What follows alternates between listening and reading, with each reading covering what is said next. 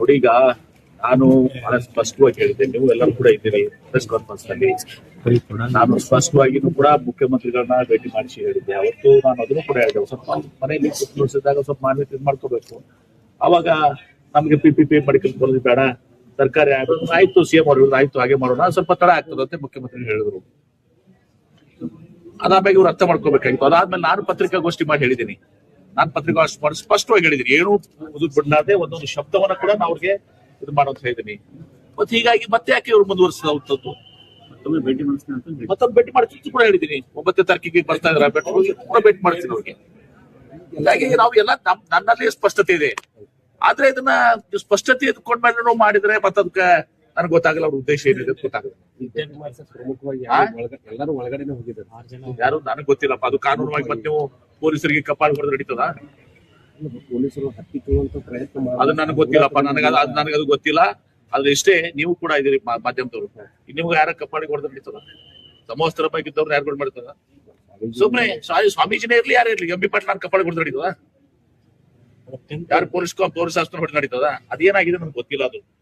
ಅದು ಆ ವಿಚಾರದಲ್ಲಿ ಉತ್ತರ ಸಹ ಜಿಲ್ಲಾ ಆಡಳಿತ ವಿಶೇಷ ಪೊಲೀಸ್ ವರಿಷ್ಠಾಧಿಕಾರಿಗಳು ಗೊತ್ತಾರೆ, ಚರ್ಚೆ ಮಾಡಿ.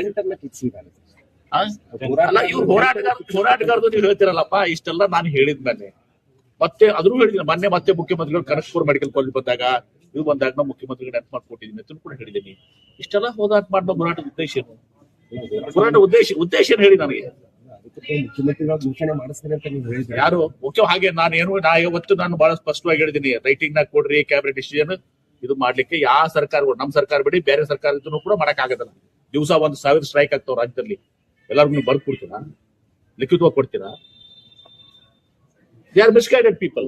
ಆದ್ರೆ ಈಗೂ ಕೂಡ ಹೇಳ್ತೀನಿ, ನನಗೆ ಅವ್ರ ಬಗ್ಗೆ, ನಾನು ಹೋರಾಟಗಾರ ಬಗ್ಗೆ ನಾನು ಗೌರವ ಬಂದಿದ್ದೀನಿ.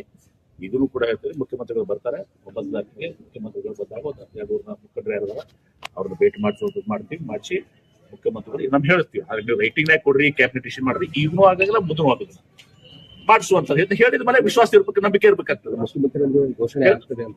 ಮುಖ್ಯಮಂತ್ರಿಗಳು ಹೇಳ್ತಾರೆ, ಇಲ್ಲಪ್ಪ ನಾವು PPP ಮಾಡಲ್ಲ, ಸರ್ಕಾರಿ ಮಾಡ್ತೀವಿ, ಹಣಕಾಸಿನ ಲಭ್ಯತೆ ನೋಡ್ಕೊಂಡು ನಾವು ಮಾಡ್ತೀವಿ ಅಂತ ಹೇಳಿ ಆಯ್ತಲ್ಲ. ಅದನ್ನ ನೋಡ್ರಿ, ಕೋರ್ಟ್ ಇದು ನನ್ನ SP ಜೊತೆ ಮಾತನಾಡ್ತೀನಿ. ಇವತ್ತು ನನಗೆ ಪ್ರೊಸೆಸ್ ಇರ್ತದೆ, ಮೋಸ್ಟ್ಲಿ ಕಾನೂನಾತ್ಮಕ ಪ್ರೊಸೆಸ್ ಇರ್ತದೆ. ಆ ಪ್ರೊಸೆಸ್ ನಲ್ಲಿ ಅವ್ರಿಗೂ ಕೂಡ ಏನ್ ಸಹಾಯ ಮಾಡೋದು ಅಲ್ಲ. ಅವರು ಕೂಡ ಯಾರು ಕಪಾಳ ಹೊಡೆದಿರಲ್ಲ, ಅವರು ಕೂಡ ಕ್ಷಮೆ ಕೇಳ್ಬೇಕಾಗ್ತದೆ ಅವರ ಅಧಿಕಾರಿಗೆ. ಈಗ ಸಮವಸ್ತ್ರದ ಮೇಲೆ ಪೇ ಮಾಡೋದು ಬಹಳ ದೊಡ್ಡ ಅಪರಾಧ. MB ಪಾಟೀಲ್ ಮಾಡಿದ್ರು ಕೂಡ ತಪ್ಪೇ, ನಾನ್ ಮಾಡಿದ್ರು ತಪ್ಪೇ ಅದು.